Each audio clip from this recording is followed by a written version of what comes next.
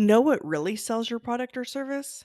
It's not marketing or ads, it's you, your blog, your social feeds, your podcast. These are all ways we try to share ourselves and our value and build trust with an audience. But what if you could go even further? What if you could connect with potential clients or customers in a way that's even more personal, more engaging, more effective? That's where webinars come in. Hosting a live lesson, product showcase, or Q&A session is the best way to share yourself and prove yourself to an audience. But wait, you're thinking, aren't webinars a giant pain? Yes. Yes, they are, but not with Webinar Ninja. Webinar Ninja has one job: to make webinars easy for you. It's the user-friendliest software ever created for webinars, so you can focus on your audience, not the tech. Here's the best part: you can use Webinar Ninja absolutely free.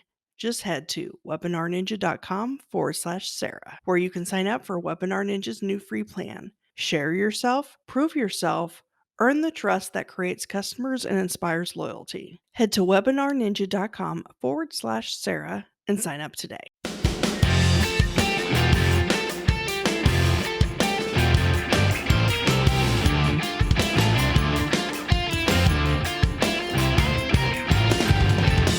Welcome to the Frugalpreneur podcast. I'm your host, Sarah St. John, and my guest today is a list building and lead generation expert. Welcome, Jennie Wright. Hello, thanks for having me on. So, can you give us a little bit of background history and how you became a list building and lead generation expert? Completely by accident. So, didn't even mean for this to happen. I actually thought I was going to be a coach and I was going to teach people about marketing. And I was struggling to find clients. So, I ended up being, if you can believe it, I started doing gigs on Fiverr way back in the day, right? So, Fiverr, you were getting paid like $5 a gig, but the company was taking like $1.33. So, do the math. But I started working on Fiverr in the beginning, doing odd and random jobs for people, analyzing their websites and things like that. And eventually somebody hired me, and I was able to get my gig price up because of experience. And somebody actually hired me to research experts for an online summit. I was like, what the heck is an online summit? So this is way back in like 2012. And I started figuring out what this was. And then they invited me to check out this group coaching program. And I got the behind the scenes look of list building, like literally list building like 1.0 kind of thing. And it was great because I was learning all this stuff and I picked up the tech really, really fast. And the next thing I know, I was their resource person for this larger coach that was doing online summits. And I had like 30 clients right away, from zero to like 30 clients in list building and lead generation, doing mostly summits. So I kind of learned in the moment and sort of trial by fire, sink or swim, which I'm totally cool with. I'm good at that. And that's sort of how it became a thing. Now, how I became an expert at it was when I decided that the way that people were doing it wasn't working anymore. So the style of online summits stopped working the way that they were actually originally done back in the day. It stopped working a number of years ago, about 5 years ago. And a new system needed to be developed, a new system based on transparency and connection and relationships. So I kind of dove into that and created my own system. And then I've made it to here. So here we are. Is that the Thrive framework?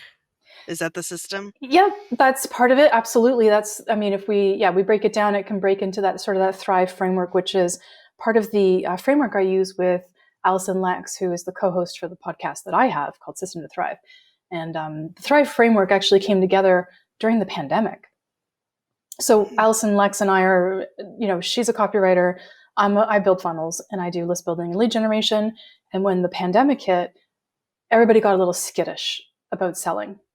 Everybody got a little skittish about asking for money, about list building. Everybody was in this sort of like wait and see mode. Don't blame them, totally get it. But a lot of us can't do wait and see when 100% of our income comes from an online business.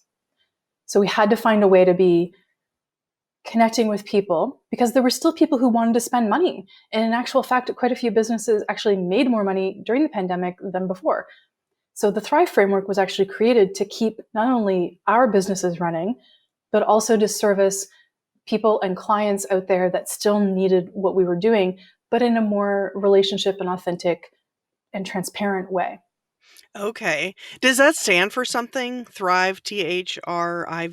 Does that Yes, it's an Oh, acronym. you don't want No, no, no. I love acronyms, except for the fact that I never remember them. Allison, Oh, my okay. co-host, she remembers them completely. I have a terrible memory, and she can rattle it. But I know like T is for transparent, and et cetera, et cetera. Please don't ask me to tell you what it is. I just can't. I don't remember. I can never. Oh, I've that's never in my fine. life been able to remember acronyms. Which is funny because isn't that the whole reason for acronyms is so it helps you remember stuff? Yep. So I went through French immersion when I was a kid, and we had to learn Mrs. Vandertramp, which was a way to think about verb allocations in French language, or Madame Vandertramp Mhm. in French. I have no idea what it was.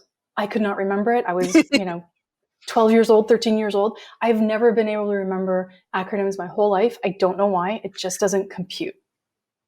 Mm. Mhm. Well, Sorry. no worries, I won't ask. It's okay. I was just curious. Um, so I was looking on your website, which, by the way, is jennywright.com or systemtothrive.com. Yeah. Which one do you prefer? Right now, at the time we're recording this, jennywright.com looks like a hot mess, and it's because it's being redone. So System to Thrive is where I like people to go. Okay. Jennywright.com got hacked and Oh, is wow. yeah, and is being rebuilt from the ground up. So right now it just looks like a terrible looking blog, and it will eventually Okay. have a new look and face, hopefully in the very near future. But at the time, I'm just recommending people see System to Thrive because it actually looks like something. Okay, so maybe it was that website I was looking at. Um, and it was kind of breaking down some different things about, like, list building and lead generation, and I had some curiosity about, like, one of the points was organic marketing secrets that help you, that will save you from ever having to pay for an ad. Can you kinda go over that a little Yes, that's bit? one. Yes, yes, I will absolutely. And by the way, I found the acronym. Oh, okay. So I'll answer your question in just a second. So T is for transparent, R is for resources, I is for invite instead of command, V is for value, or sorry, yeah, V is for value, and then E is for engage. So there, okay, I found it. Okay. It's actually on the website. So to answer your question about organic traffic versus ads, I can't, for the life of me, again, this is another a learning deficit for me, is I don't understand the algorithms of Facebook ads. I Mm, never have. I've never successfully, personally, like myself doing it, I've never been able to have a successful ads campaign. Now, I've worked with people who are much better at this, who can help me, and I have had Facebook ads work for me. But I'm one of those people that if I can't find a solution in a normal way, I will work my tail off to figure out another way, right? And so for me, organic traffic became the thing. And organic traffic we can rely on pretty consistently to get us, in front of our ideal client, connecting with our leads and getting people to convert into our programs, products, and services. So ads are great, but with organic traffic, what we can normally do is if we promote the right way to the right people, we can usually get our leads for approximately $2 or less. Okay, so that is really niching in, speaking only to the people who actually need what we need, what we have and what we want to provide, developing real relationships with people on a very organic level. Like, I actually care about you as a person, right? Versus, I don't care, I just want numbers. And providing something for people in the right time at the right place when they're at that right spot in their journey for what they need. So even though ads do that as well, there's it's one step removed in some ways from that personal attention that you can create online. So as an example, doing Facebook Lives is a form of highly organic traffic. Getting on Facebook Lives or IG Lives and welcoming people in and saying, Sarah, I'm so glad you're here. How's it going? And if Sarah shows up regularly, be like, tell me about the thing. What's going on? How are you doing? Like, how's the such and such on the house going? How's the such and such with the pet going? And connecting with people on a personal level. You can't do that with paid traffic, but you can really do that with organic traffic. And what you do is you create raving fans. Raving fans tell more people about you. And that is a really great form of organic traffic, and it actually costs you nothing. So I work on those relationships. If I never, ever, ever get a Facebook ad to work for me ever in the future, which I will, because I have, but if I never do ever again, I have my raving fans and I have my organic traffic. And when I put something out, people, because I've put in the time, listen. Mhm. Yeah, yeah, that makes sense. And I think, if you already have an audience, I think nurturing those people, like you said, with the lives and whatnot. But I guess what are some ways to actually get people to begin with into your, I mean, I guess through podcasting and guest podcasting, that's one way. But what are some other ways to, Sure. I guess, be seen or to get people into your world? Yeah. So that can be challenging in the beginning. So have you ever tried to get on like a 10-speed bike, and you've got on the 10-speed bike when you're at like the base of a hill and you're literally trying to go uphill? Mhm. It is really hard to get the gears going, right? It's literally impossible to get any momentum. But if you start that sort of a little bit earlier when you're on a flat piece of, surface, you can get up some speed before you hit the hill. Starting from nothing feels like you're at the base of the hill. And what I recommend that people do is create consistency, right? So if you always want to be getting on that 10 speed right at the base of the hill and you have no momentum, don't be consistent. If you want to create consistency, consistency equals momentum. So even though the first, little while of posting online will feel like you're talking to nothing, to dead air, people will start to see it. And we're playing the long game, okay? So this is a marathon, not a sprint. And when we start posting things online, and I'll give you an example, so social media, so posting on LinkedIn, Facebook, Instagram, which is where my audiences are. My audiences are not on TikTok, so guess where I'm not? I'm nowhere near TikTok. My audiences are not on Twitter. I don't spend time on Twitter, right? Even though it might be fun to hang out on those platforms, I spend no time where my clients are not. So I'm always where my clients are. And by creating consistent content that is of value, and even if it sucks in the beginning, who cares? Just start doing it. And slowly inch by inch, you'll start to create your repository of information. And when, like, say you did this, Sarah, and then I went to your Instagram and I was like, oh, okay, who's this person? And I start scrolling backwards through your Instagram, and I'll see that you consistently provide value. You've got some good reels, you've got great posts, they're fun and interesting, and I can connect with them. They're not silly, or they're not way out of whack for what it is that you're doing. Then I'll be like, oh yeah, that gets a follow. And now I'm starting to follow your content going forward. People tend to look at your stuff and they'll go backwards. Like on my business page on Facebook, people will go back and see that I was doing a Facebook Live, very, very often, with a lot of consistency. So this method takes time. Now, the best method now is a combination method. So, and this works for authors, coaches, freelancers, where you're doing organic marketing. And if you can, complement it with some paid traffic for exposure. It may not necessarily be to a landing page to get a conversion. It might be to get people to get to know you more. And having a complementary style tends to boost those efforts, right? So paid Facebook, paid traffic can be challenging. Organic traffic can be very challenging. But if you look at maybe like having the two kind of come together a little bit, and only spending like $1 a day on the paid traffic kind of side while you're working on the organic, it tends to boost things and make things go faster. So you're getting on that 10-speed bike more on the straight and level before you hit a hill. Mm. Does that make sense? Yeah, it does. I like that analogy. It helps to kind of have that visual there.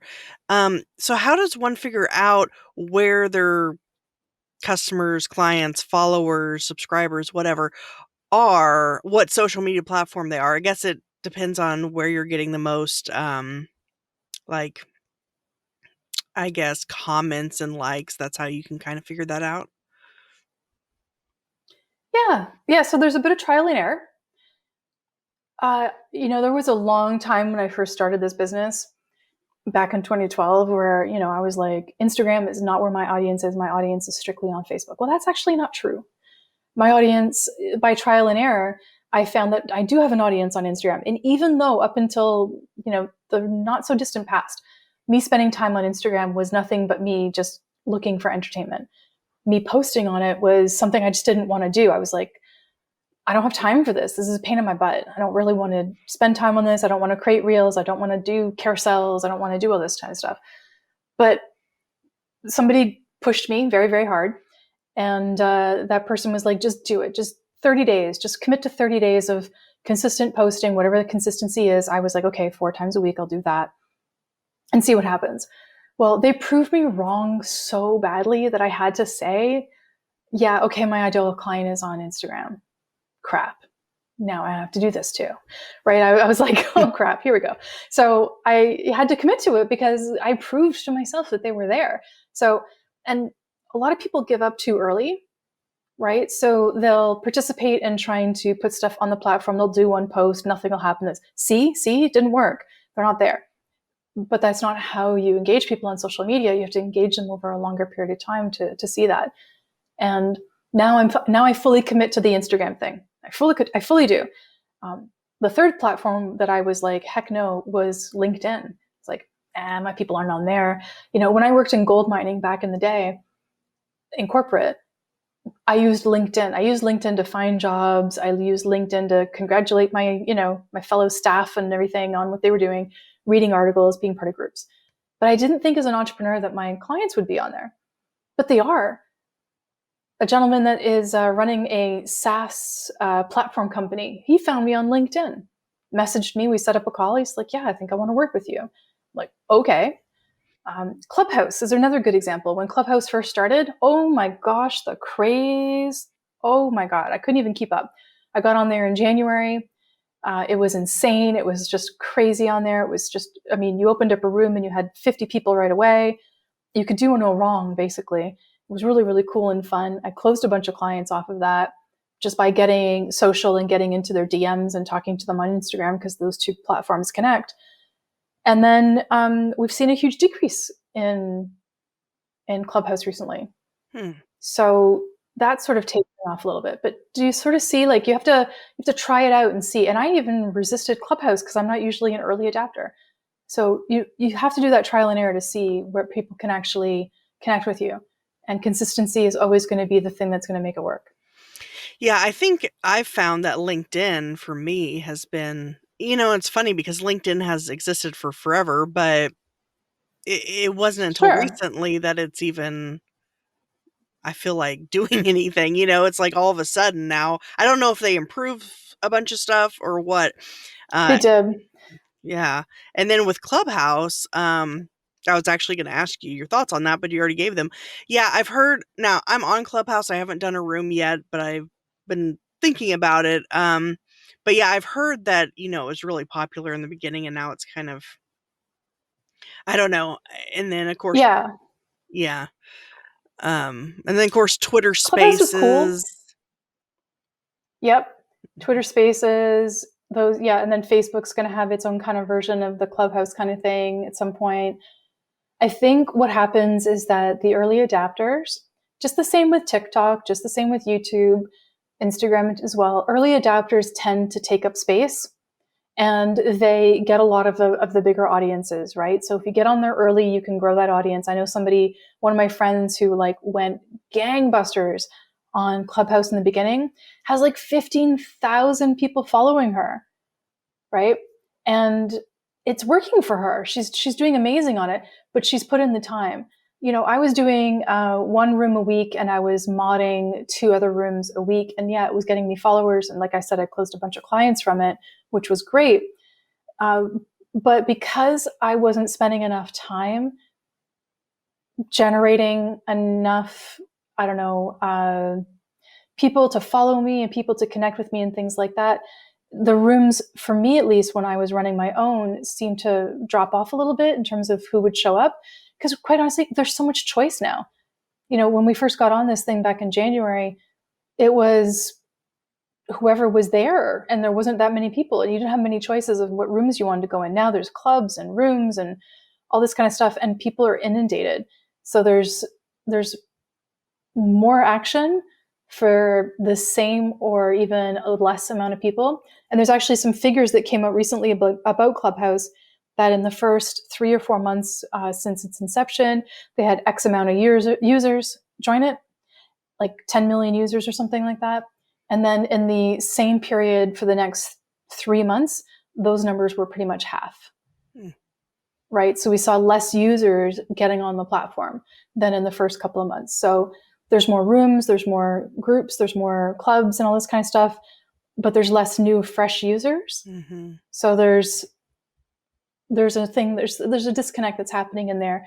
I don't know if that's going to go back up when, at the time that we're recording this, it's still only available for iPhone. And I don't know if that's going to change when it opens up for Android.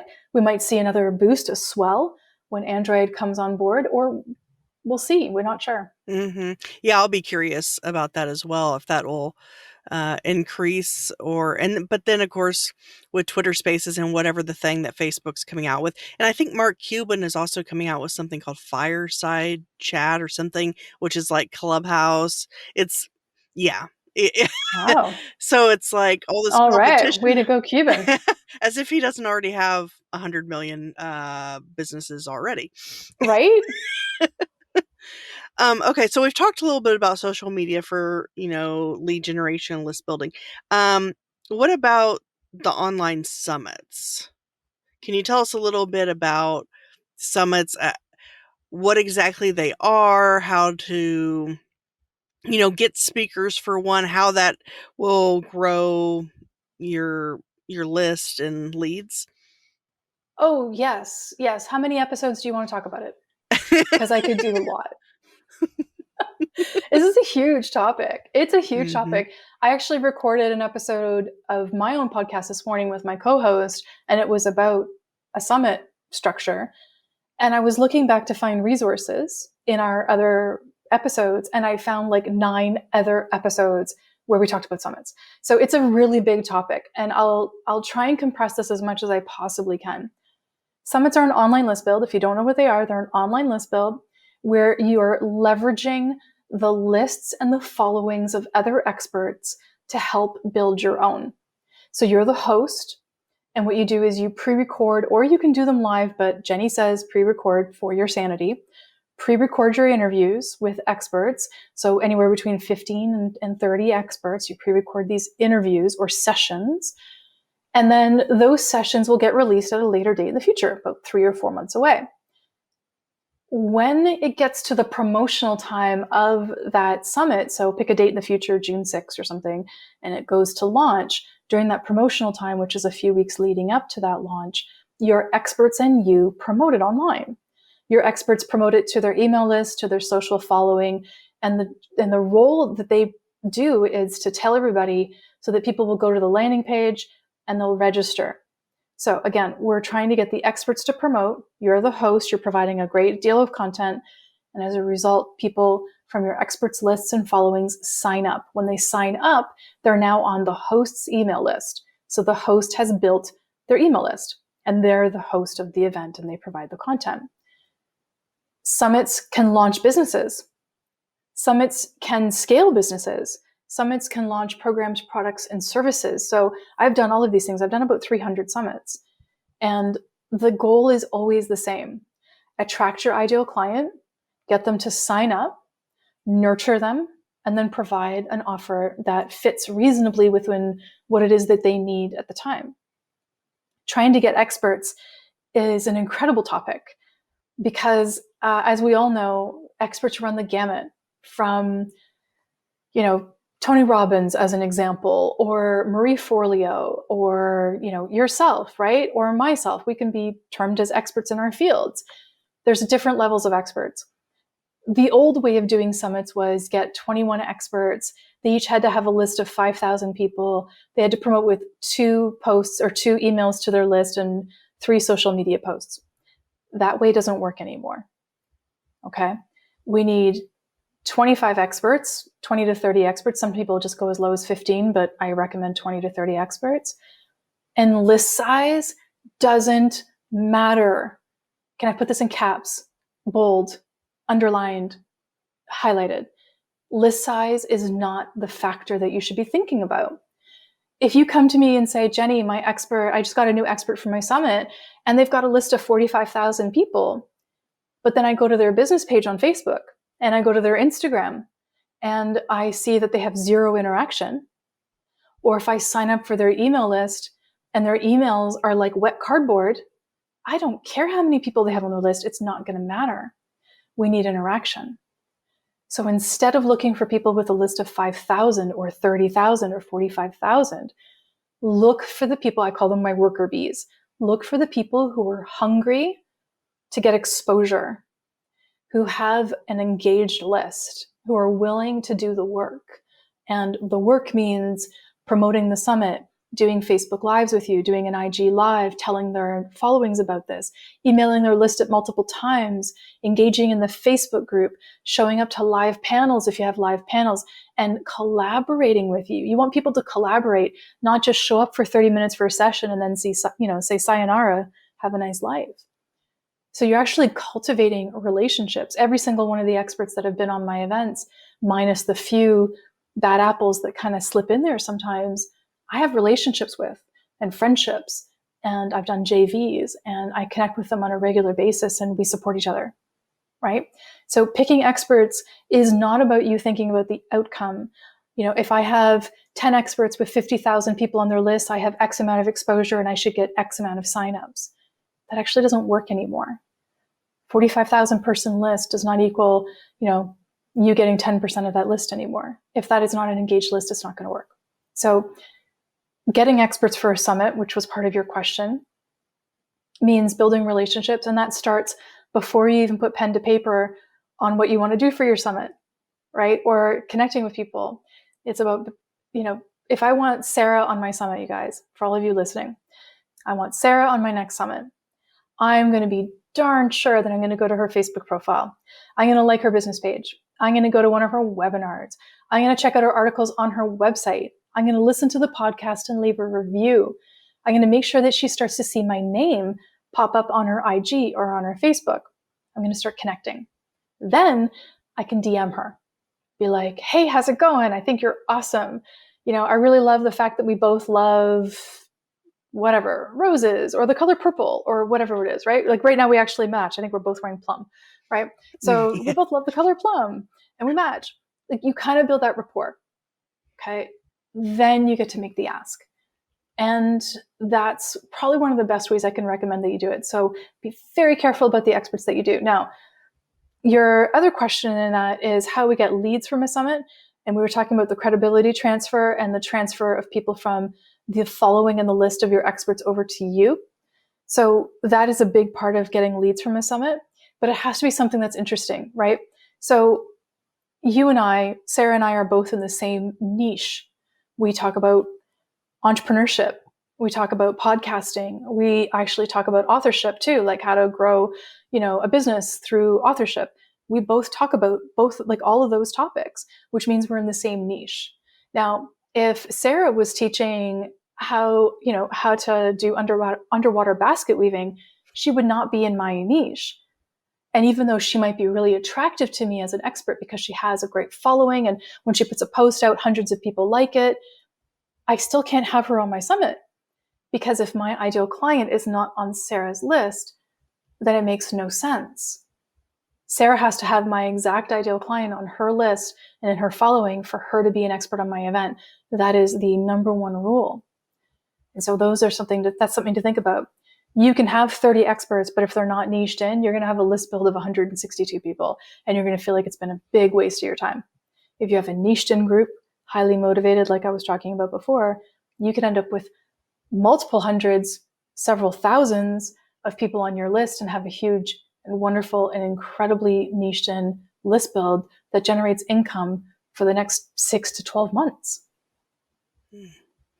Yeah, that's helpful information. I definitely agree. Yeah, it needs to be someone in your niche. Otherwise, that makes no sense. It's kind of funny that you mentioned underwater basket weaving, because I feel like that's the example that everybody uses for it being not your relevant audience. And it's like, I didn't even Yeah. know what that even was until recently. But Um, It's the example people use because it's so far out there that it right. would be hard to associate with it.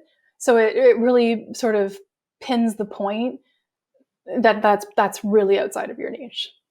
Mhm. So then how do you ensure that the experts on the summit actually share, like, what motivates them to share, on social media and to their email list Sure. about this summit? Because I know, like, when I have podcast guests on, I'll always, when the episode goes live, I send them the link and just say, I'd love it if you shared it with your audience as well. And people share it maybe like half the time. I don't know. It depends. So because I've Oh, seen sister, I that, get you there. I'm kind of wondering, well, what makes the summit different? What gets them to share that out to their audience?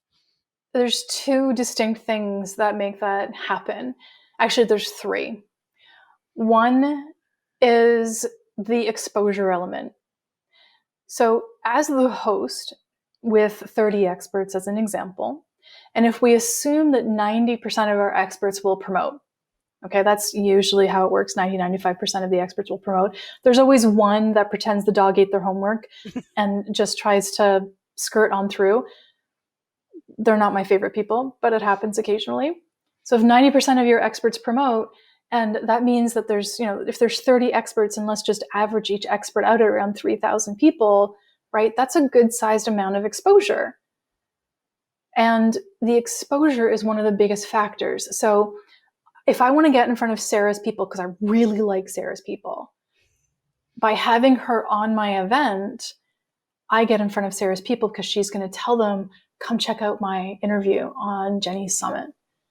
And by that nature, like just by that fact alone, and they come check it out because all of Sarah's people love Sarah, they'll come check Sarah out on this thing because she's going to talk about something super cool. I start to get access to that audience, and then it's my job to win them over. Number two is affiliate. So if you're doing an online summit, it's completely free to register, but most people do what's called an all access pass or a VIP pass, which means it's free to register, but if you want to get some extra fun goodies, it's going to cost you $27, $37, $47, $97. Okay? Experts can receive approximately 40 to 50% of the commission earned from their link. So if they promote more and more people buy the VIP through their affiliate link, they earn more money. So I actually had 3 of my experts in my most recent summit that happened in April that decided to have a friendly competition. And they were just like, I'm going to beat your butt. No, I'm going to beat your butt. Oh, and then the third person was like, I'm going to kick all your butts. And they started promoting on, I was like, yes, go for it. And they started promoting like crazy. And one of them actually really got far ahead and she was promoting like nuts. And she got the most affiliate commission as well because she was talking about it a lot. She's like, come join this free online event, but don't forget, like, grab the VIP where you get these extra goodies and blah, blah, blah. So these people become motivated salespeople for you. Can you imagine? Not only are they helping promote your event, but now they're motivated to sell for you. That's awesome. That's Mm. power. And then the last thing is relationships. If you take the time to get vested with your experts and understand who they are and comment on the fact that they've got a cute pug, or oh, we have the same t-shirt color, or oh, I love skiing too. Like, this happened with me. This actually happened with an expert when I actually got on a pre-call, which is the call you have before the interviews. And we were talking. She's like, yeah, I'm going away this weekend with my husband. I said, where are you going? She's like, oh, we're going to go skiing. And I'm like, you like skiing? She's like, yeah, I love skiing. And we just talked. She was a semi-professional skier back in the day. And we were talking about skiing. Did that expert, like, can I just tell you that expert became one of the most highly motivated experts on my event? Constantly trying to help me, going live, messaging me and going, hey, what can I do today to make your summit better? What now? Oh, yes, please. We could go live together. Yeah, we did multiple lives. Like, they just get really vested. So again, it's exposure, affiliate, and relationships. And if you work on all those three, your experts are going to feel incredibly motivated to help promote your event. Okay. Yeah, that makes sense. That's awesome. It's funny that you brought up a cute pug. I don't know if you've been on my Instagram or what, but I have a pug. I Did you have happen to been. know I that? didn't mention it by my mistake. I've been all over your Okay. social media. Do you think I show up? No, I show up to these things prepared. Absolutely. I've been on Oh. your Instagram. I've been on your Facebook. I've been on your website. Mm. Come on, Sarah. This is the job, right? Right, exactly. Yeah, it amazes me how many people don't do that kind of stuff though beforehand. But anyway, Mm-hmm. but yeah, when you brought up the cute pug, I was like, was that a coincidence or did she see my cute pug? Come on, your pug is literally sitting like there's a post just like the other day with a cute hat on your pug's head. It's adorable. Yeah, So yeah. yeah, I pay Oh, attention. I pay attention. oh. Yeah, I have like so I have one Instagram profile, but it's kind of like my personal one slash business one. So like half my posts are business related and half are personal. I don't know if that's the right way to do things, but I don't really want a million profiles per platform. So I just put it all on that one. But anyway, Mm-hmm. um, No, it's good. I'm on. I mean, your pug is adorable, and we literally have one of the same pillows on our couch, so we share pillows oh, apparently too. so about the summit, I was actually going to ask you, but you beat me to it, about whether to do it free or paid. So what you're saying is to offer it free, Yes. and then to have like the VIP, like with extra Mm-hmm. content and whatnot. Okay, that makes sense. And then to have the affiliate program with that, like what platform do you recommend using for the affiliate program to like tie in and to be able to track? I know there's a million out there, but what do you recommend? There's only two that I recommend. Mm, So right at the time that we're recording this, Thrivecart still has this really incredible deal where if you pay, I think it's like $450 or something like that, you get lifetime access to it. And mm-hmm. Thrivecart is an incredible platform. I really do like it for affiliate. If you can't afford the 450 or whatever the outlay for it is right now, then take a look at iDev affiliate. iDev affiliate is super basic, but it works. Okay. It's the workhorse. It doesn't have any of the bells and whistles. It doesn't even have a pretty website. Okay. It's basic, but it works. You hook it up right, it works. The support answers their questions, it works. It tracks your stuff, it works. It's all you want. But those are the two that I recommend because you're not always running an affiliate program. So if you're doing a summit and you're not going to do another summit for 6 months, you can sort of like stop your iDev account, right? Stop paying for it because you don't need it, and then restart it again when you need it, right? So, and unless Mm. you want to keep your, if you do affiliate marketing, you want to get into affiliate marketing all the time, then you can keep it going. But if you're going to do affiliate marketing consistently and more than once, then I like Thrive Cart for that. I think it works really, really well. And I'd recommend one of the two. Okay. Yeah, I was thinking iDev in particular. That's the one that I've been looking Mm-hmm. at for when I start an affiliate program. Because I guess, It's easy to use. yeah, yeah. There's another one I just discovered called Lead Dino. I don't know if you've heard of it. But No, that never heard of it. one, that's the other. Okay, that's the other one I'm considering. I'm kind of looking at both of those. Yeah, Lead Dino. Well, I'm on their Okay, so website and I oh, we'll you're on see. Lead I'll know. I'll Dinos. check it. Absolutely. I mean, you say it, I'm on it. So I'll check it out. It's important. I mean, what's important is that it connects. Always check before you get an affiliate system that it connects the software that you're currently using or that you plan to use, right? So you have to make sure that it has the ability. So some of them don't, and you'll have to use something like Zapier, being a third-party software that connects your landing page or your sales page software to the iDev or affiliate software that you're using, right? I liked iDev affiliate because it connected using a webhook to my ClickFunnels account, and it also connected to my ActiveCampaign. So those made it easy for me. Thrivecart has integrations as well. So check the integrations of whatever it is that you're planning on using before you actually get it, or do the demos, right? So a lot of them have free trials, 30-day trials, 14-day trials, etc. Take a look at those. And then also, I always type in to Google best best affiliate software, and then I'll put the name, like, or our lead dyno review, and then the year 2021 or whatever year you're in at the time you're listening to this, and then see what the reviews are and get some really honest reviews. And by the way, look who's doing the review. If it says leaddyno.com in the actual like URL, probably best to look at an independent reviewer, but try and get some information. Do a little bit of your own due diligence before picking one of these providers. Okay. Yeah, that makes sense. Oh, wow. Yeah, you've given a lot of input and advice on, especially summits in particular, I think, because I had heard of them. I knew a little bit about them. I've been to some. I think I was actually a speaker for one recently, a podcast related one. And so I've been kind of curious about it and trying it out. So now that I have more knowledge on it, I'm gonna look more into that and actually seriously consider it because, yeah, I didn't think about all those benefits that you had mentioned, especially, if you add an affiliate program into it and you can earn income as well. Absolutely. And there's so many other benefits just besides what I talked about. The JV relationships that you create, the joint venture relationships, those relationships with people, it ups your copywriting skill. It ups your, how people see you as an expert. It gets you more followers on Instagram, Facebook, LinkedIn. It gets more subscribers on YouTube just by the general nature of people starting to check you out. It increases your ability. I think I'm not sure if I mentioned copywriting. It increases your ability to do video. It increases your ability to handle, multiple projects at once. It's a huge up level in your business. You'll look back after some and go, holy crap, that was quite the thing. And yeah, I'm exhausted, but man, did I ever up level my business.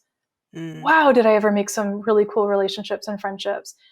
I highly recommend them. And, things, although they're kind of going back to normal depending where you are in the world, not all places are in the happy place yet, right now in the world. But for those places that are getting back into their little happy place, we are still finding that the majority of events are happening online. mhm, They're just not being done in person as much as they were as of yet. Will they ever? I don't know. But one thing I do know? Summits. They're mm, here, they're online, they're easily accessible. We can wear a nice shirt on top and, PJs on the bottom, and we can just show up. And those aren't going anywhere. mhm. Yeah, that's funny you mentioned that because I'm actually wearing a nice shirt right now, and I'm not wearing PJs on the bottom, but they're like sweatpants. Normally, I do try to wear nice pants during these because you never know if, like, what if I have to get up for some reason, which has never happened, but I think about these things. And so, but today is like the I'm first time I've totally done wearing the sweatpants. I'm rocking the sweatpants right now, and they have holes, but I'm mm, wearing the blouse. Like, I got the hair done and the makeup done. I mean, it's corporate from the waist up, but it's party from the waist down. It's a good thing. well, I think that is a good note to end on. And if people want to find out, if people want to I'm find sorry for out, being silly. oh no, I appreciate it. It adds some, I don't know, flair or whatever to the podcast. So, and so people can find you at systemtothrive.com Mhm. and eventually jennywright.com when I guess things, you know, when Yes, that website yes. gets When unhacked or whatever. And it's then, currently unhacked, but it looks like a hot mess. So mm, if you go there, it's not a representation of me per se. So until it looks pretty, go to systemtothrive.com. okay, yeah. And then I'll have show notes at thesarahstjohn.com/Jennie Wright. That's JennieWright. And it'll have links to everything we've talked about and whatnot. So I really appreciate your time today. Thanks for having me. I hope this was helpful to people. Thanks for the opportunity. This was fun. We had to giggle, which is good. It's always good to have a fun time and have a little Hmm. bit of levity in these things. So I just really appreciate the chance to come and talk. Well, thank you so much. Yeah, I've definitely learned a lot. So I'm sure my audience has as well. So I appreciate it. Be sure to grab your free copy of my list of 27 tools, resources, and software programs I use to run my businesses on a tight budget. You can get it at thesarahstjohn.com/27 tools. That's THESARAHSTJOHN.com/27 tools.